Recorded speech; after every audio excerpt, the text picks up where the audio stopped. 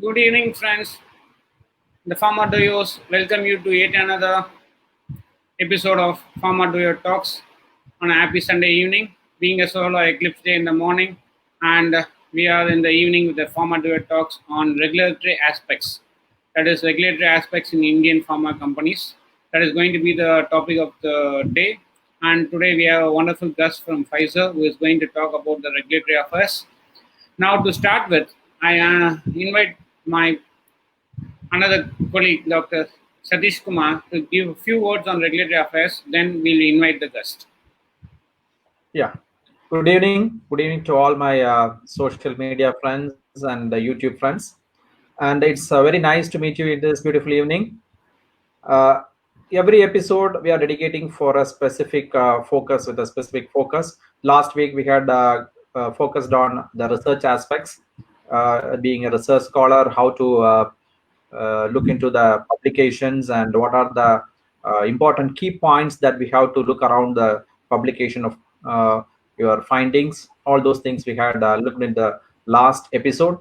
This episode, as Dr. Shanmugasundaram told, it is being focused on the aspects of getting a job in regulatory affairs. Starting from the career, this regulatory affairs is having lot of importance, a lot of job opportunities, a lot of career growth, all are available in this area of regulatory affairs. So I believe that if this episode is very keenly observed, we could able to get a clear idea about what this regulatory affairs is about.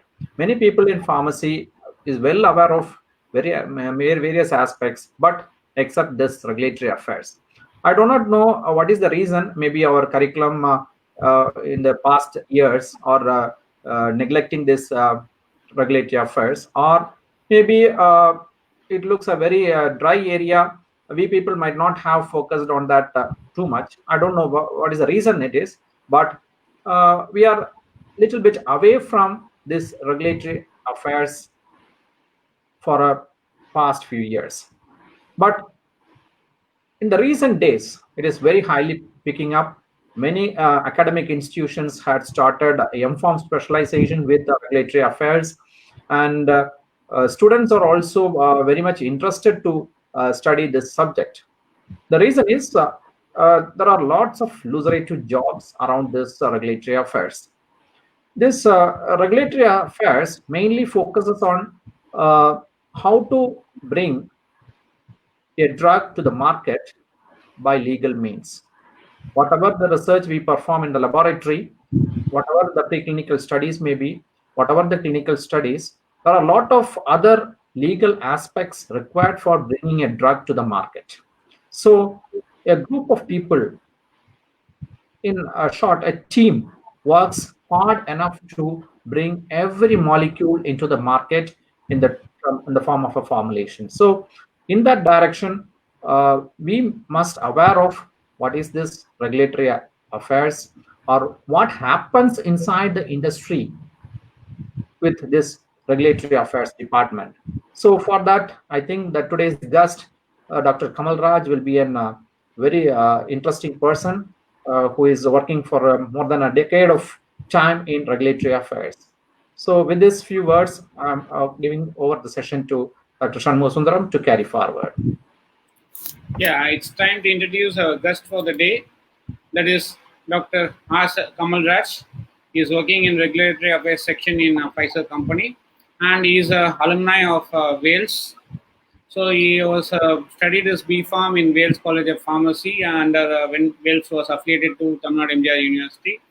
Then he continued his PG, that is M.Pharm in pharmaceutical chemistry in Wales, and completed his PhD in Wales when it was under the banner of Wales University, that is Wales Institute of Science, Technology and Advanced Studies.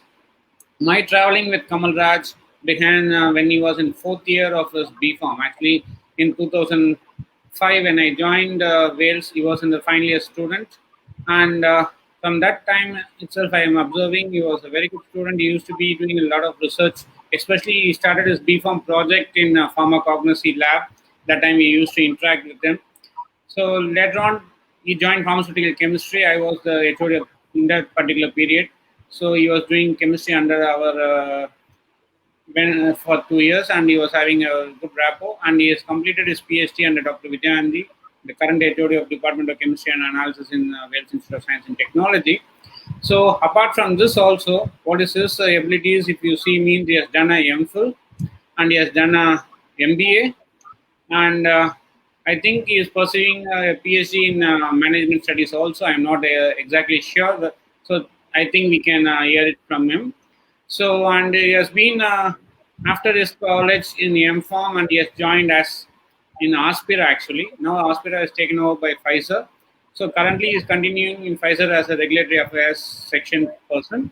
So I think it is over to Dr. Kamal Raj to have a self-introductory aspect of him for a few minutes. Then we'll have his travel in regulatory affairs in Indian pharma company. Okay, over to Dr. Kamal Raj.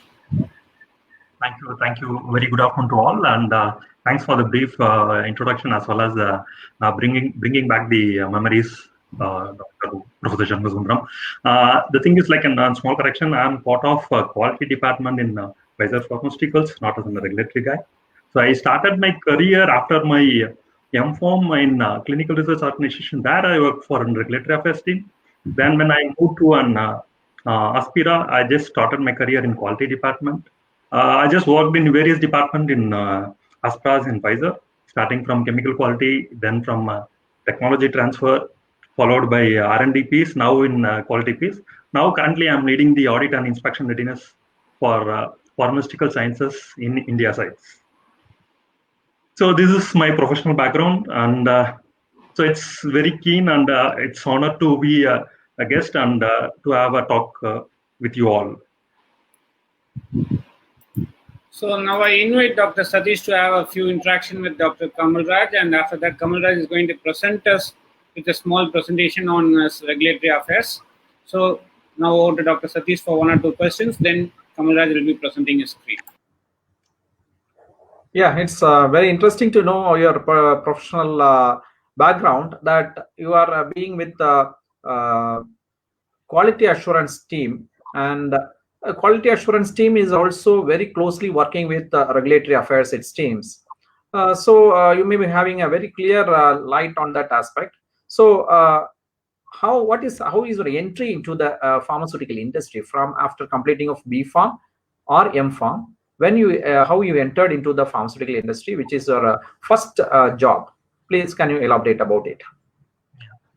So after my completion of my M-Pharm, directly I joined in a contract research organization. It will be responsible for BA studies.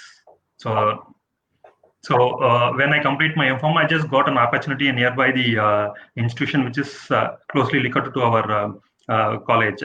So with help of our professors, I got a chance to meet MD of Coast Life Sciences. There he given offer a job. So by this only, we just enter into that field of BA studies. So there I worked as an quality assurance as well as the regulatory guy. So it's like an now maybe a regulatory, each and every organization having a separate regulatory affairs team. But on those days, the quality as well as regulatory will be and bind together. So there will be a separate organization called regulatory. So as a quality guy, we will be directly filing the documents to the regulatory authorities. So by the way, I was very close to regulatory authorities and how we are filing and what are all the aspects which is be in that regulatory aspects. I will be familiar by this way only. Yeah, you correctly said, Dr. Kamal.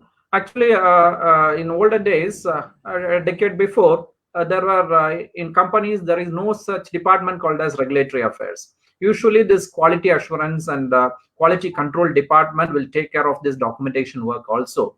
That was my knowledge about that industry. In big industries, maybe in like companies like Glenmark and all those companies, there was a separate regulatory affairs. But most of the medium type companies, they used to have this quality assurance and this regulatory affairs department together. Later, as there is a lot of importance required for documentation, the regulatory affairs department has been separated, and in most of the companies now they have a separate department called as regulatory affairs. Am I correct, Dr. Kamal? Exactly, Dr. Satish. It's like exactly what you said is true and fact. So those days, the requirements and regulations are very limited. So that's the reason most of the medium-sized Indian pharmaceutical industries are not having a separate department for regulatory affairs. Now, in India, so many multinational companies are started in India, and they started a separate unit of regulatory affairs, separate department for regulatory affairs. Well, because they are supplying the drugs throughout the world. So each and every country is having the different regulations, rules and regulations. So to fulfill the documentation requirements and to fulfill the registration or to increase the speed up the registration, they framed a separate regulatory affairs department in nowadays.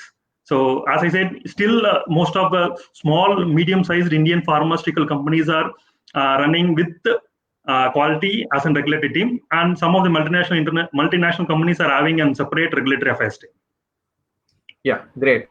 So now I like to know what are the aspects, or now you can give your presentation what this regulatory affairs is actually, and what is happening around this department, and how this quality assurance department and others are connected with the regulatory affairs, and what is the general procedure and protocol being followed in the regulatory affairs for submission of documents. Can you give a presentation over it? Yeah, sure. Before going to the presentation, I just give a background about the regulatory. So regulatory affairs team is nothing but which act as an interface between the industry as well as the regulating authorities. So that is, as we earlier discussed, there is no separate team previously, but now we are having regulatory affairs special teams. The objective of the team framed is to have a close interaction with the regulatory authorities, and also internally within a team, like regulatory affairs will be closely working starting from drug discovery to post-marketization. It's like it will be a wide area. So it will interact with all the departments in the industries, like starting from drug discovery, research and development, manufacturing, quality control, quality assurance, as well as the clinical trials. So the major job of the regulatory affairs team is to collect the data from the various department function and coordinate and compile the data. And those data will be registered to various regulatory authorities. This was the major job of regulatory affairs teams in India. Okay, Kamal, now you can proceed with your presentations. Share your screen. Yeah, so thank you. The viewers can see your presentation.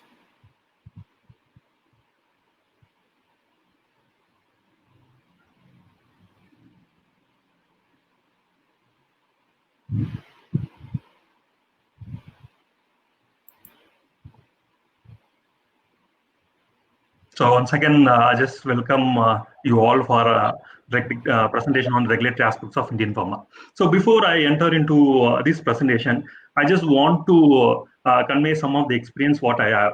So everyone now the world was expecting drugs for COVID-19 from India. So and we have most of the persons, even in our department or public, they just come and ask me when the new drug for COVID will come into the picture, or when we can start, when you are going to give a medicines, when it will be hospital, or when it will be commercialized. So when can everyone can easily get the drugs.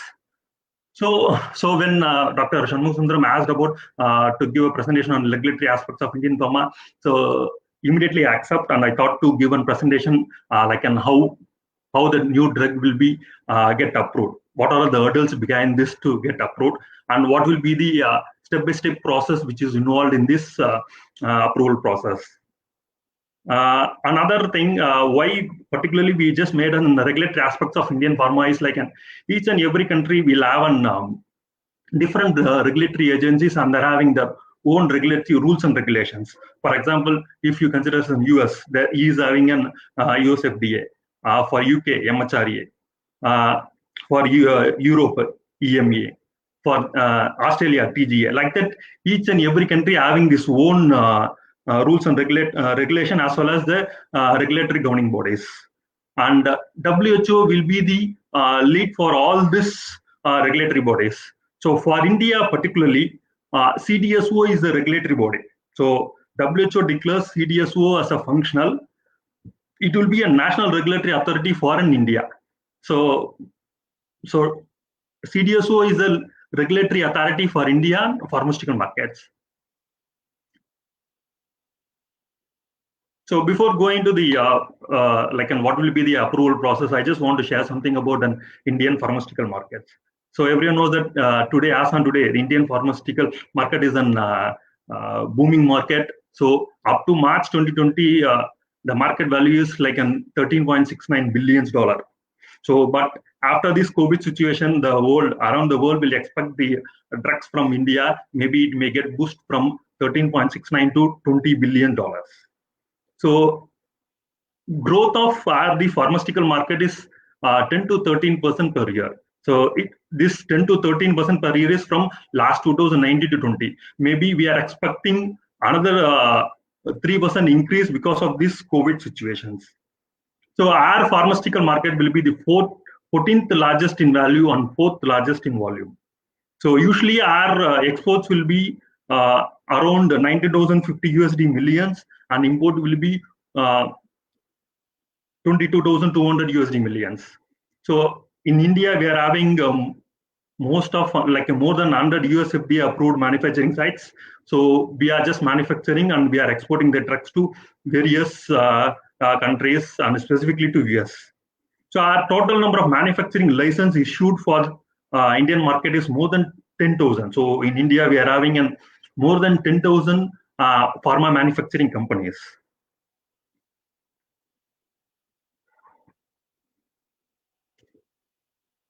Drug regulations. So why this drug regulation is required? So these all regulations and the regulatory bodies are mandatorily framed to ensure the safety, efficacy of the drugs. So we just want to give drugs which will be a quality drug to the patient. That's a major agenda behind this drug regulations framing. So we will see the definition for the drug regulation. Drug regulation is the control of drug used by the international agreement by regulatory authorities such as US FDA for Europe, US FDA for US, Europe Medical Agency for Europe, and Japanese Pharmaceutical and Medical Device Agency for Japan, and CDSO for India. This includes regulation concerned with development, approval, and manufacturing and marketing of the drugs. So the major agenda for this drug regulation is to control of drug used by the regulatory authorities. There should be some control. So by this way only the drug should be distributed or manufactured or it will be get treated. That's the reason the overall definition objective. So if you see the Indian regulatory bodies, so as I said earlier, Central Drug Standard Control Organization, CDSO is the regulatory body. This CDSO will fall under the Ministry of Health and Family Welfare. So as everyone knows us now, Dr. Harshavardhan will be Ministry for Health and Family Welfare. And now he will be a co-chairperson for WHO, executive board members. So the executive board members of WHO will be 34 members. So for those 34 members, there will be a chair. So it was an honor for Dr. Harshavardhan to be a chair for this WHO as on now. So he will be leading the crisis overall COVID, as well as he will guide for overall internationally, he will guide how to come across the crisis of COVID-19. So that will be a big honorary for India and Indian pharmaceutical industries. And along with this CDSO, under Ministry of Health and Family Welfare, there will be different departments like Indian Council for Medical Research, Technical Advisory Board, Central Drug Testing Laboratories, Indian Pharmacopoeia Commission, and National Pharmaceutical Pricing Authorities. These different type of boards all will give suggestions or recommendation to the CDSO. They all work together like an hand in hand. So there will be a mutual understanding between these regulatory bodies. The overall agenda of all the regulatory bodies is to protect and promote the public health in India. So if you see the vision of our CDSO now, it clearly states that their motto is to protect and promote the public health in India. So what will be the key function of these regulatory agencies? So product registration. So product registration in sense, like in drug evaluation and authorization and monitoring of drug efficacy as well as the safety of the drug. Regulation of drug manufacturing, importation, and distribution. Regulation and control of drug promotion and information. So adverse drug monitoring and license of premises, persons, and practice. These are all the key functions of the regulatory agencies. So what will be the common goal for these regulatory agencies to, as I said earlier, they will guarantee the safety, efficacy, and qualities of drugs available to the public. So that will be the major goal for the regulatory bodies.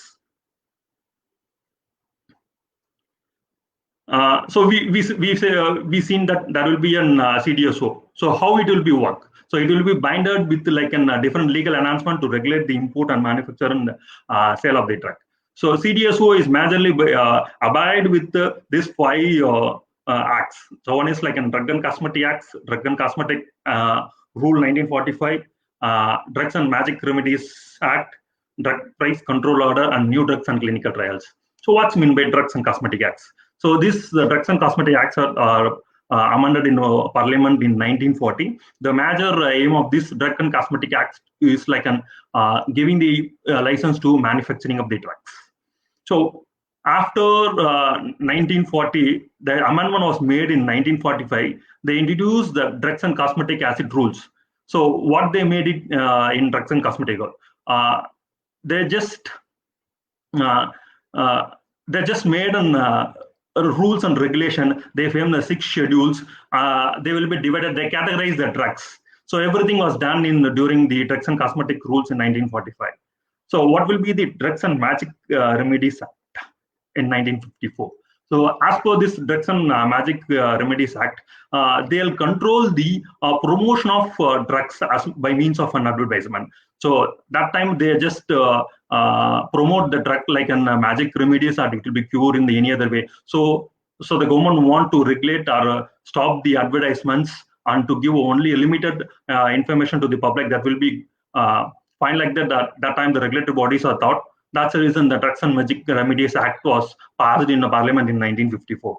Then in 1995, Drug Price Control Order was passed. So this Drug Price Control Order passed to regularize the rate of the drug. So it's previously like they can be sold the drugs like at any other like in more amount of cost. But government want to regularize the prices of those drugs. So they thought and they implemented this Drug Price Control Order Act in 1995, and they standardized the drug rates in India. So very recently, the new Drugs and Clinical Trial Rules 2019 was passed. So even in the Drugs and Cosmetic Act, it's clearly explained about what will be the requirement on how we can manufacture the new drugs and how we can distribute the new drug.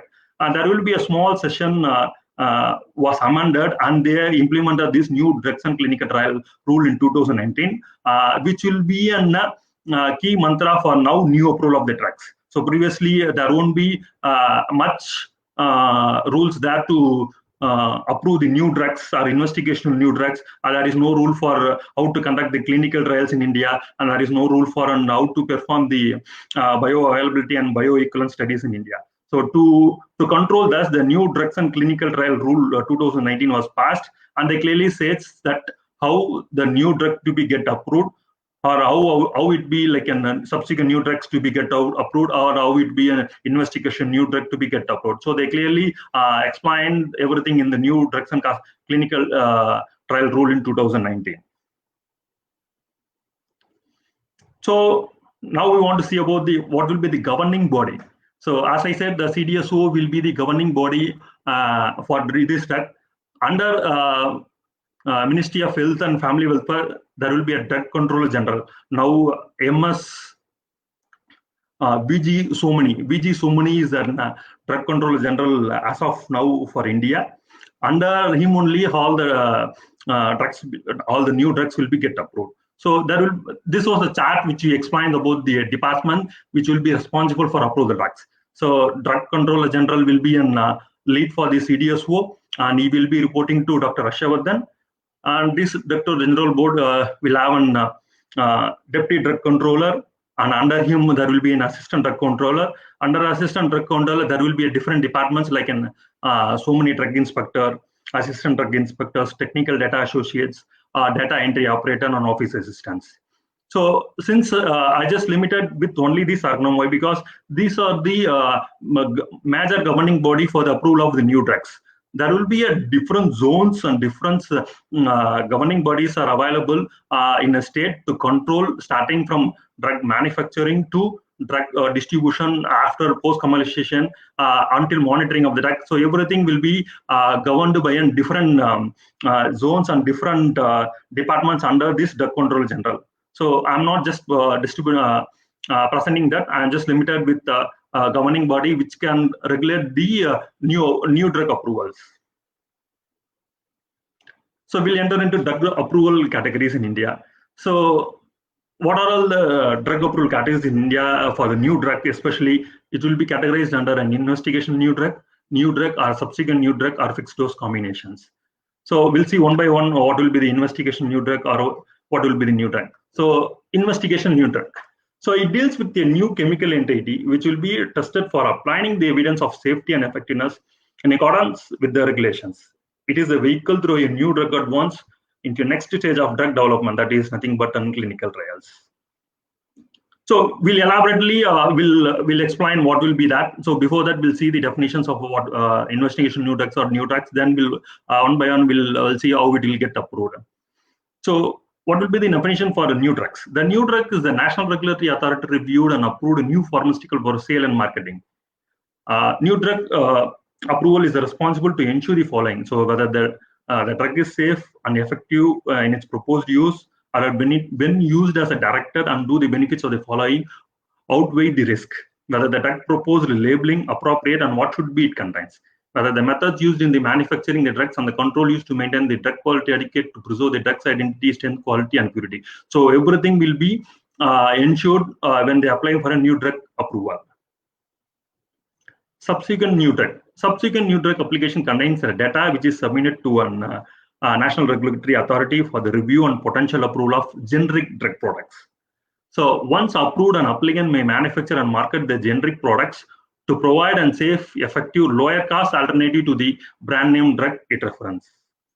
So a generic drug product is one of the most comparable to an innovative drug product in the form of dosage, strength, route, and quality performance characteristics, and as well as the intended use. So it will be like look like a same of a new drug, but it's a generic. We can make once after the 5 years patent period has get completed, these subsequent new drug, like nothing but generic drugs we can manufacture at lower cost.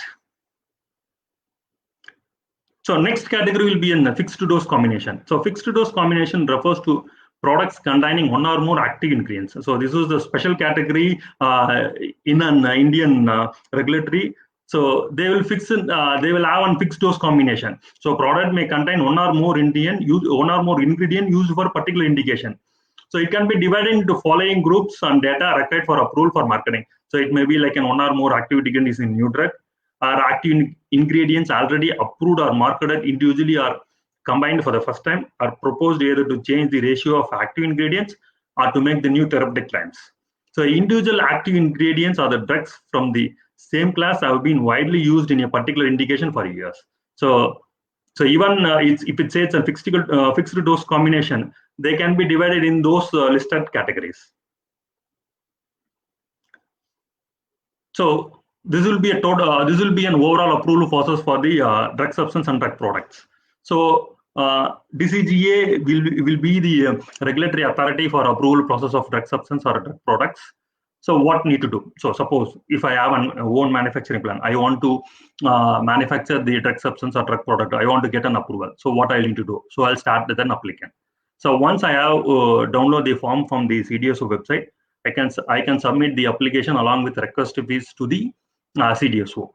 So once I submitted the required form, like in form 45, 46, form 45A, or form 46A. So form 45 is the permission to import the finished formulation of a new drug. Form 46, permission approval for the manufacture of a new drug formulation. So now this form 45 as well as form 46 will be replaced with the CT01 and CT02. So since as of now, this was an Arno chart which was officially in the CDSO for the process of approval. So I just keep the same approval process chart here. And when we are having when we have a discussion about the clinical trials, I have another slides. As of now, what will be the new new clinical trial rules will say that also I'll just explain in that when I come to that part. So if I want to manufacture a new formulation, or if I want to get an approval for importation of a new drug, what I need to do? So I just want to fill these forms, like in form 45 or form 46. 45A and 46A are for drugs, raw material. It's nothing but drug substances. So 45 and 46 for formulations, and 45A and 46A for A for drug substances. So using these forms, I'll submit that form along with requested fees to one CDSO. So once the form is received, a preliminary evaluation for completeness will be verified by the CDSO. So once when they are verifying the preliminary evaluation, all the required details are get fulfilled, then that they will be send those applicant to regulatory evaluation of applications. If that application doesn't meet the preliminary evaluation, there will be a deficiencies, then this application will be sent back to one applier. So in case if everything is met, then the regulatory evaluation will be the next step. So what they will do? So if it is a new drug, so they directly they don't have any clinical trials, then they will see like they will give a permission to conduct the BE, or they will give a permission to conduct the clinical trials. So in case if it is an clinical trials, a subject expert committee review need to be done. So there will be a separate ethical committee need to be formed under the Rule 17. Then based on the subject expert committee review, there will be a no objection certificate will be provided for conduct the BA/BE studies or clinical trials. So once that particular stages has got completed, the data will be submitted, and the review of these BA/BE RCT reports will be reviewed. And if the data will be got satisfactory, then CDSO will come for on-site facility inspections in case if required. This is the one part, and in other part for the manufacturing, they will review the CMC data. So if the CMC data has got satisfactory, then they will move on to the IPC testing and no objection certificate to the applicant. So once the IPC test report are compliant with the specification, then they will be directly come for on-site facility inspections. So this will be the overall process for the new drug substance or drug product. So as I said earlier, there will be a minor change in the new drug approval process. Like until 2018, Drug and Cosmetic Act, specifically Schedule Y, which deals with the manufacturing of new drugs. So after 2019, a new drugs and clinical trial rule enforce, which will have on minor changes. We will see what will be the minor changes in the following slides. So the regulation of new drugs and clinical trial rule 2019, what it means, what its applicability.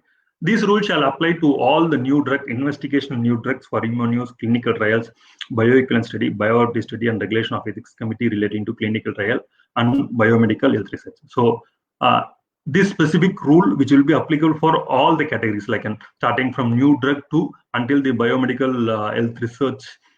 So it will give an guidance to each and every stages of the process of new drug get approval. So what was the change? So the definition of new drug, it seems, has got modified. So why? Because as stated in the Schedule Y, the new drug definition, it seems modified to incorporate the novel drug delivery system, living modified organism, monoclonal antibody, stem cell, gene therapy product, xenografts, etc. So previously in Schedule Y, these categories are not considered. So in this particular new drug and clinical trial rule, these all incorporated and modified the new drug definition, it seems.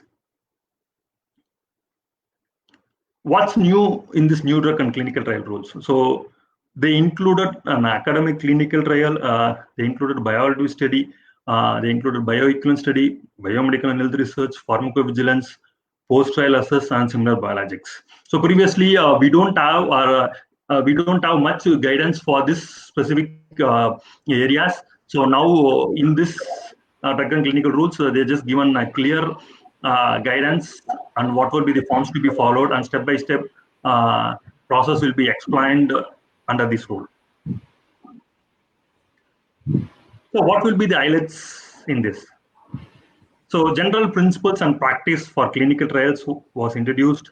A requirement and guidelines for permission to import or manufacture of a new drug for sale or to undertake the clinical trial with special provisions for expedited review, accelerated approval process like in case of unmet medical needs, etc. was included in this new drug and clinical trial rule 2019. So other highlights like how to conduct the clinical trials, how to formula to determine the quantum of composition in case of clinical trials related injury or permanent disabilities or death has happened during these clinical trials. What will be the amount we need to be given to the persons who are involved in those trials. The requirements and guidelines for conduct of bioavailability and bioequivalence study of new drugs or investigation new drugs and post-marketing assessments of new drugs. These are all the major highlights of this new drug and clinical trial rule 2019. So this will be an overall regulatory pathway for all the category from starting from clinical trial, biomedical research, health research, BA/B studies, import of new drugs, and manufacturing of new drugs. So in here, I'll just explain what are the forms and what are the timelines which will be taken to get the approvals. But in today, further slides, we are just going to concentrate only on new drugs category. So if you want to claim as a drug, so we need to submit what are all the data, what we are having to a regulatory authority. So in recent revision, there will be a special categories was included like in pre-submission consultation with CDSO office if required.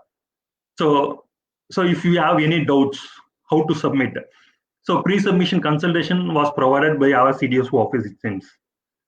So by getting this consultation, so everything was regulated with the forms, and we need to pay the specialized fees specified as per that.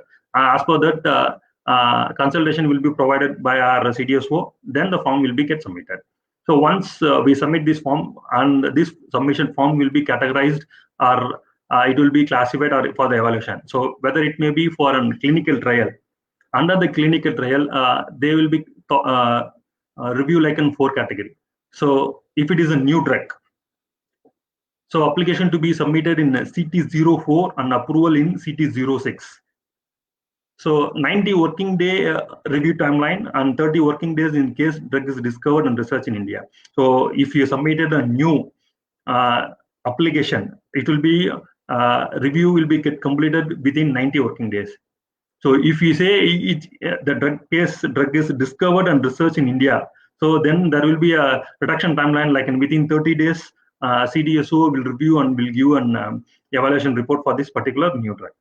So if it is an old drug, so whether we need to have any approval. So if you see under clinical trial, if it is an old drug, no approval required from CDSO. So only ethics committee approval is required. So we can form internally an ethics committee. That ethics committee should be a team of regulation said in 17. Then as per that, a team recommendation and approval, we can conduct the clinical trial without CDSO approvals. So if it is an phytopharmaceuticals, to be conducted as per the applicable rules and guidelines for a new drugs. So, but it's not mandatory. Some case it should be a mandatory, and some case should not be mandatory. So for phytopharmaceutical, there will be a special category. So we can case by case we need to evaluate, and we need to follow whether it be falls under CT04 or CT06. So in case if you don't know, then we will have a pre-submission consultation, so that they can clearly explain whether it may fall under a new drug or it may fall under phytopharmaceuticals. For academic clinical studies, we don't want to have an approval from CDSO. Only EC approval is required for academic clinical studies. Suppose if the applicant what we submitted is an biomedical and health research, approval required from ethics committee registered under Rule 17. In this case, we don't want to have a CDSO approvals. Suppose if applicant submitted for BA/BE studies, this application to be submitted in CT05 and approval in CT07. So 90 working days is for review timeline. So suppose today we have got approval to conduct the clinical trials, and we have not started the clinical trials because of some other reasons. So until 2 years, it will be valid. So before it got expired in 2 days, if we started on the clinical trial, then it will be get accepted.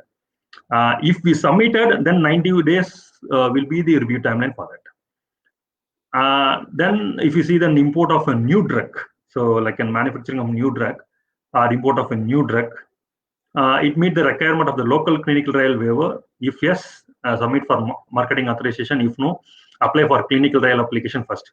So nowadays, most of the drugs which are import or it may be manufactured from a new drug, it will be directly falls under the clinical trial. Then directly that need to be processed through CT4 or CT06 forms.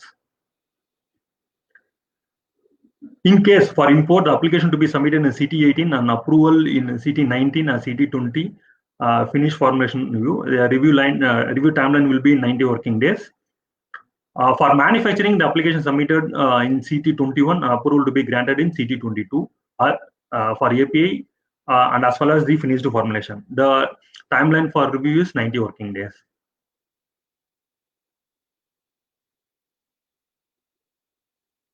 So this is the overall process for all the category, but now we are going to focus only on new drug. So what are all the things need to be followed? So clinical trial and viability of bioequivalence studies of new drugs and investigation of new drugs. So no person or institution or organization shall conduct the clinical trials of new drugs and investigation until it should be except in accordance with the permission granted by the CLA or without the protocol thereof having been approved by the ethics committee. So by accordance by the CLA as well as the ethics committee approval only, these clinical trial and viability or bioequivalence studies to be get conducted. Every person associated with the conduct of these clinical trials of new drugs and investigation of new drugs shall follow the general principles and practice specified in the first schedule. Any persons or institution or organization intend to conduct the clinical trial of the new drug or investigation of new drug, they need to duly follow the CT04 and CT05 as I explained in the last slide, and we need to get an CLA as well as the ethics committee approval. These all the things was get documented as per the second schedule or fourth schedule and by the fees as specified in the sixth schedule. So this second schedule will mainly deals with the new drug, and fourth schedule will mainly deal with an investigation in new drug. For both CT04 and CT05, as per the sixth schedule, we need to pay the fees. Then only this approval process get processed. For manufacturing of a new drug or investigation new drug, to give a permission to manufacture that, we need to fill the CT10 form. So any person who intend to manufacture a new drug, investigation new drug, or to conduct the clinical trial or viability or bioequivalence study, they should submit the clinical trial 10 form under a central licensing authority to obtain the permissions, along with the documents and information as codified in the fourth schedule with the fees as per the sixth schedule. So the central licensing authority may, after scrutiny of the information and documents, whatever be furnished is satisfied, then grant the permission to manufacture in the form CT11.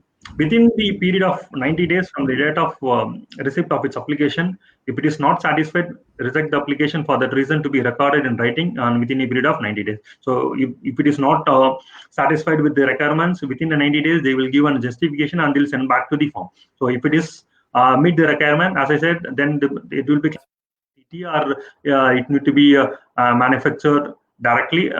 They can be follow as per the CT11 form and regulations.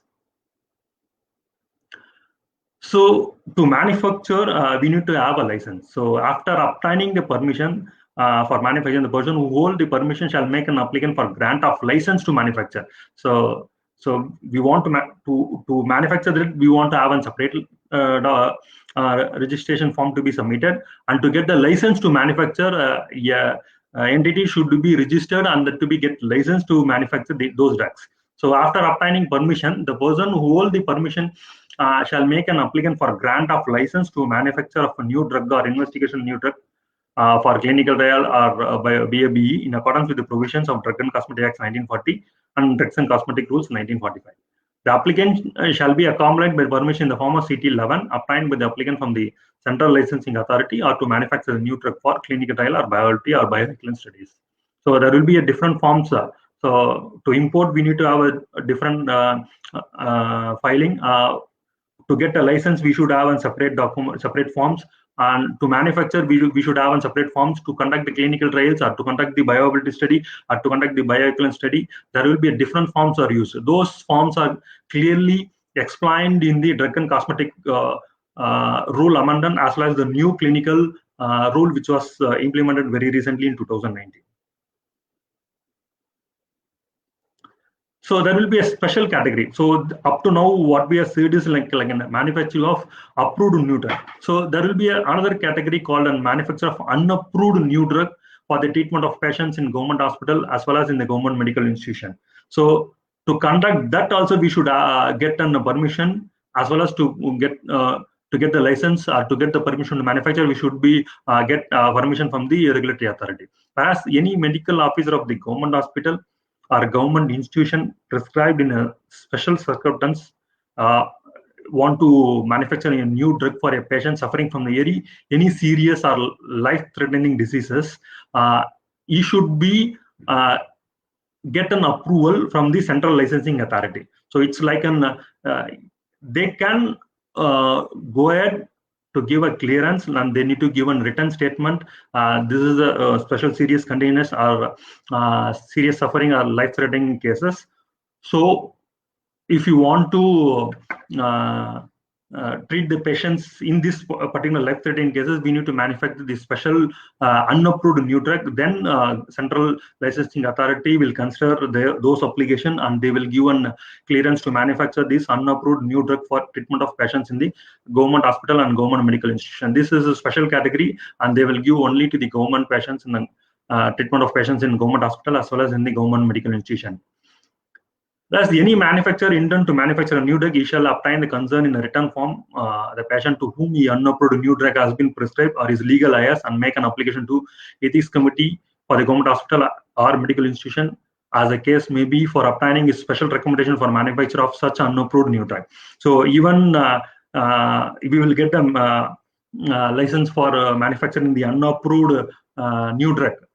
The same thing need to be get written from the legal lawyer or from the concern from the patient to whom we are treating. Why? Because so maybe we don't know what going to be an interaction because of this unapproved new drug. So those things will be clearly written in the form of concern forms, and they will be get signature from the patient or it's from a legal lawyers, and those application will be submitted to an ethics committee. Then after clear review of the ethics committee, they will give recommendation for manufacture of such unapproved new drugs. So after obtaining the recommendation of ethics committee, the manufacturer shall make an application in form CT26 to obtain the permission from the Central Licensing Authority for manufacturing of such new drug. So first we need to submit the form to an ethics. We need to get a consent from the patient first. In case patient is not in the form to get signed, we need to get this from his legal lawyer. With this consent form, we need to submit the application to an ethics committee. Then the ethics committee will recommend to manufacture this unapproved drug. Those details will be filled in the form CT26. Then we will submit this particular form to Central Licensing Authority as CDCO to approve for manufacturing. So this will be a special category for unapproved new drugs.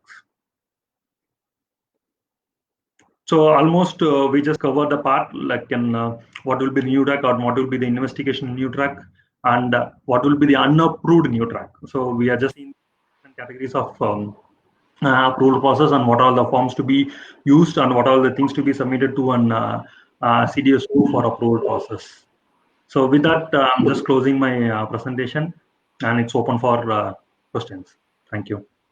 So it was a wonderful presentation, Dr. Kamal. You exhaustively covered the whole portion of regulatory affairs.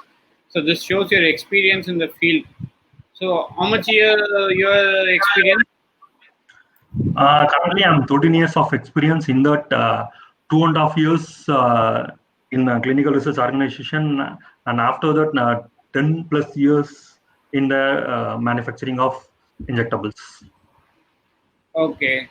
So now it's my question is if whether any student after BPharm can enter regulatory affairs or only with the MPharm specialization can enter the regulatory affairs. There is no such a restriction like an only MPharm candidate can enter into the regulatory affairs. So anyone can enter into regulatory affairs. So regulatory affairs is a wide department. It consists of more than several specializations. There will be a inter-department in the regulatory affairs like a strategical team, legal team, licensing team. Even some cases they will recruit and those who completed law, they will be entered in the regulatory affairs, and they will take caring of the regulations as well as the legal parts. And those who are completed BSc, they will be well versed with drawings. They will be entered into the labeling designing part. So it's not like an only if we completed MPharm, then only we need to enter, or only if we completed MPharm in regulatory affairs, those persons only can enter into regulatory affairs like that. So it will be a vast area. So it will be like starting from drug discovery to until the pharmacovigilance or until the post-marketization, it will be overall covered. So any person, even if he completed BPharm, if you have interest to learn from starting overall life cycle of the drug, they can directly join in the regulatory affairs department. So after a BPharm, if a student, a graduate wants to enter into regulatory affairs, what are the additional knowledge you should have for attending an interview in that particular aspect? So when they are recruiting for specifically for the regulatory affairs, they will preliminarily check the knowledge about the drugs.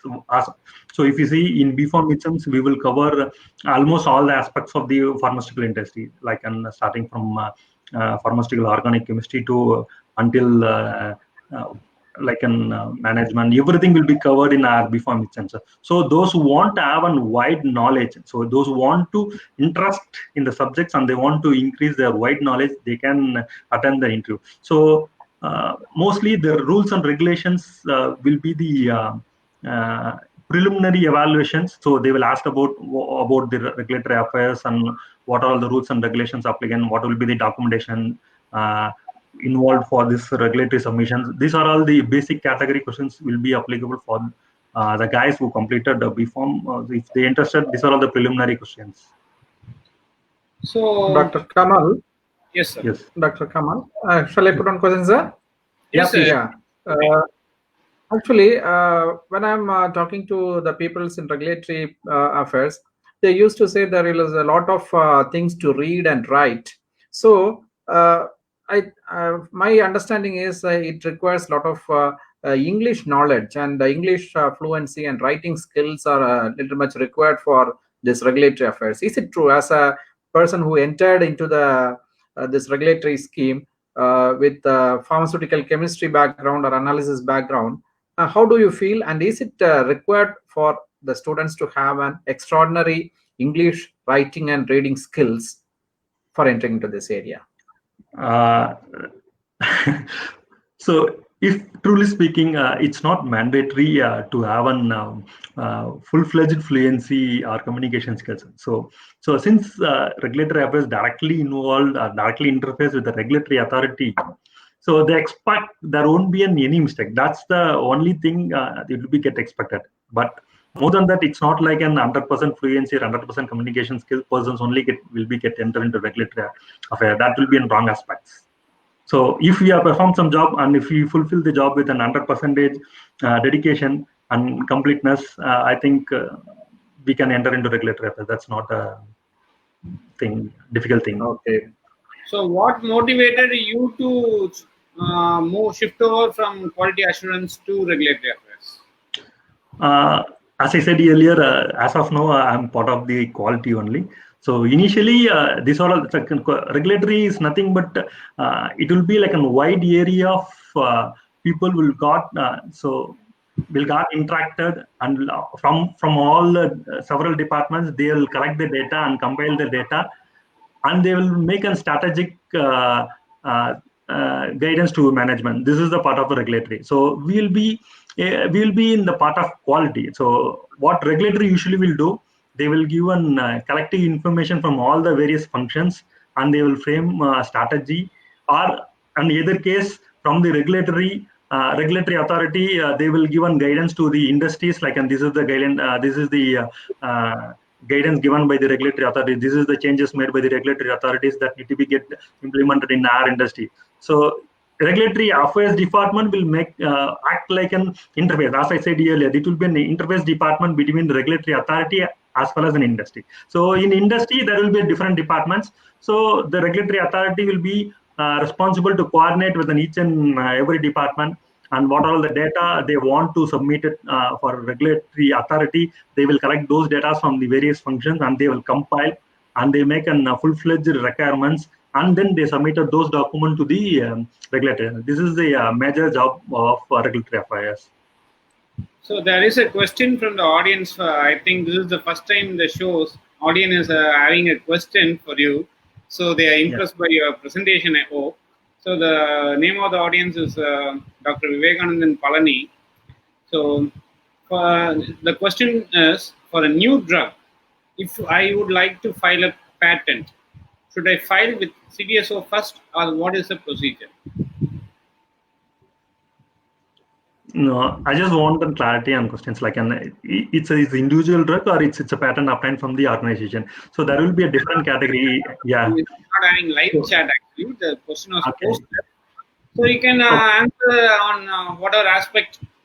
So okay, I'll explain. So getting a patent is totally different from whatever we are getting the submitted and verified. So even our individual perspective, we can submit the patent application to the patent authority, and we can get a patent. So even I got 2 patent recently. It got published in regulatory patent authorities. So it's like, and it's not mandatory to be get through manufacturing or through industry get the patent. From company point of view, they want to have special privileges given, like if they publish or if they got approval for the new drug, so they will get privileges of what to say, decide the drug rate.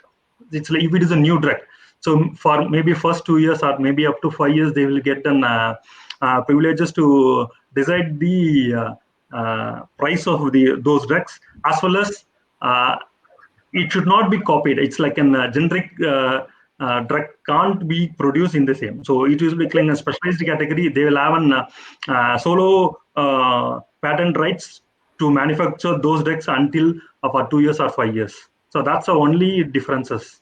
So if it is after 5 years got of patented, then all competitor can have a generic drug formulation, same as like what we are having. So they can't restrict after 5 years, but before 5 years, the privileges can be enjoyed by the patented organization. Okay, very good, Kamal. It's almost 1 hour running, and I think Dr. Satish sir can have 1 or 2 questions, and we can conclude the session for the day. So Satish sir is having any questions, you can go ahead. I have, sir. Yeah.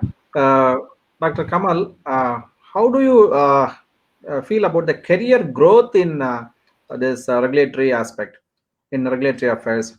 You entered and you had spent more than 12 years in and around this field. How do you see the career growth available for this pharma professionals in regulatory affairs?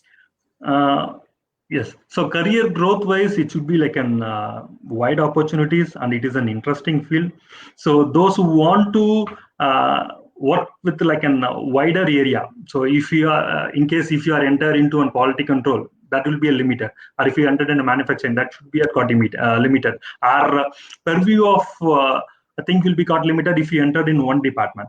Suppose if we enter into regulatory affairs, so it's like an moreover like a technical as well as the management collaboration, so that we can talk or we can coordinate with the different functions. So if you start coordinating with the different functions, within industries or within a department, we'll have a wide area. So we will be in touch up with production people, we'll be in touch up with quality control, we'll be in touch up with quality assurance or manufacturing, or even those drug reporting agencies, as well as we are mostly dealing with the regulatory authorities. So that will be like an what to say, it will be a proud and it will be a more responsible, we can feel like, and compared to other department, regulatory authority will have a dominant over industries, because they are directly dealing with the regulatory authorities.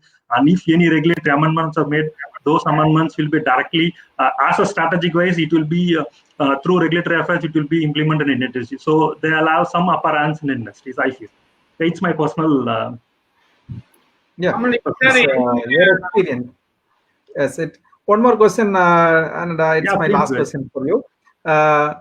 What is your advice or suggestion for the freshers, that may be a B.Pharm final year student or an M.Pharm final year student, if he or she wills to enter into this field of regulatory affairs? What is your suggestion, how they should get prepared themselves before attending an interview for regulatory affairs? So if someone want to attend the interview in the regulatory affairs, so they should be undergone the rules and regulations which was prescribed in our CDSO. So if you want to go on for an Indian company, those Indian regulatory authorities rules and regulations, like in Drug and Cosmetic Acts, other rules which will be applicable, what are all the forms to be submitted for those specific new drug or intellectual property, like this. So each and every form and each and every step that should be get prepared. So in case if position writes what all the form for a clinical trial, you should be ready to say that it will be CD04. So like that, you need to be get prepared with the rules and regulations or guides or schedules which will be applicable for this particular regulatory affairs field. So then it will be easy for them to clear those interviews. So is that working strategy differs from company to company, or similar strategy is followed?